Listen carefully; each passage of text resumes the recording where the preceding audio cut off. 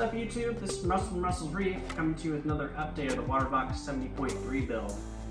Today we're going to go over a couple things. We added some new corals, so we'll go over that, see how everything's opening up. I continued about the brown hair algae. We'll go over what we've been doing to try to keep that at bay. And just give some general updates on the system, how we're doing after about a month of being full of water. Alright, let's take a look. So here we are at about, I would say, week 5 of the build. So far so good. No major deaths. I think the only thing that died was one emerald crab. And those guys, I feel like those guys just don't make it out of acclimation sometimes. So he croaked the first day I put him in. I didn't really drip acclimate him, so that could have been the problem. As far as the corals go, everything is doing well. As you can see, feed in here. The Duncan is awesome. Those are more of the true colors there. It's super bright green. I put him right under where I feed the tank, so that guy should grow pretty quickly for me. The zoas are all doing pretty well. No complaints there. Nothing's closed up or bothered. The brown hair algae doesn't really come close to any of the zoas or anything else, so that's a good thing. Yeah, but as far as the brown hair algae, I have been battling it. It has been a bit of an issue.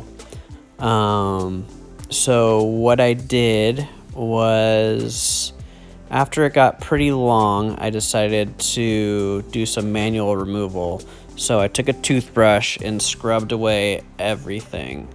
This helped for a little bit, but it definitely didn't get the results I was looking for.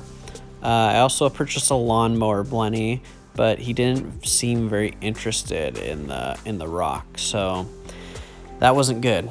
So I just kept at it. I wasn't really worried about it. I ended up brushing the rocks again and then scraping all of the back glass off. After I scraped the back glass off, I feel like the lawnmower Blenny got a taste for the brown hair algae and he started taking it down.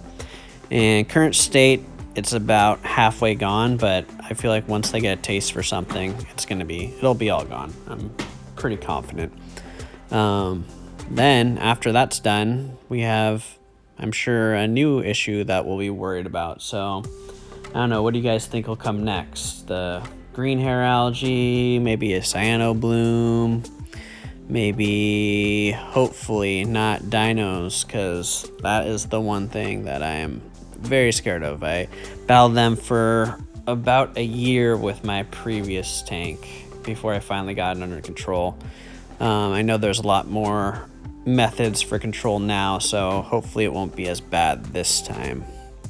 So here's a little view of the tank in all blues. You can see we got a couple little pieces there that are starting to pop. Still fairly empty. The fish are all doing really well, so that's good. That's the one thing that really worries me is fish. Whenever you add a new fish, I just cross my fingers because I'm not quarantining. I figure at this point I have about maybe just 2 more fish, maybe 3 that I want to add to the system. So yeah. So here's the tank right before lights out. We're looking at all blues and you can see how things are just starting to pop already. You know, even though there's not much in the tank, those zoas on the right, you can kind of tell the look that we're going for. So it's really cool to see the tank at this stage of the night. Probably my favorite thing right before bed is looking at all the colors pop.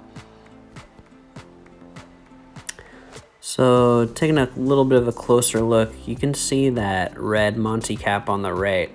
I put that in as kind of a tester SPS just to see if everything's stable, if it would grow. And as you can see, well, you probably can't see, but I can tell that thing has grown about a 1/4 inch all the way around in 2 weeks. So that's really good, but also is going to turn into an issue very quick. This tank's pretty small, so that piece is already getting pretty large and growing ridiculously fast. But the good news is our alk is stable, holding around 9.0 with the Kalkwasser dosing. So that's good. The SPS look like they will be fine. So gonna try to add a couple more sticks next week and really get this tank going. So yeah, that's something we're real excited about.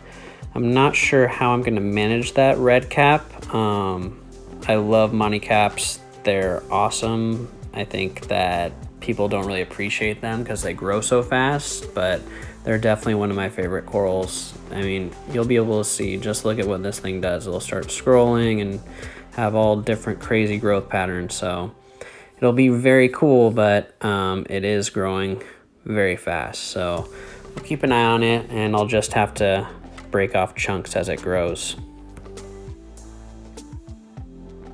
So looking forward over the next couple weeks, planning to hopefully add the last couple fish, and hopefully I don't get any diseases, no ick, no red velvet, and then I'll be done adding fishes, and then it'll just be coral. I love getting to that point of the tank because, like I said before, adding fish makes me super nervous. I know that just one bad fish can wipe out your entire system, and I would hate to have that happen. So yeah, so the next couple weeks, hopefully add a couple sticks, maybe a couple more zoas, and then just try to monitor the tank, tackle the next issue that comes about, which I am guessing will probably be cyanobacteria based on my experience. But at least the cyano's a little bit easier than the brown hair algae. Well, that's all I got for today. Enjoy the last couple minutes of just the zoa garden taking off. And yeah, thanks for watching.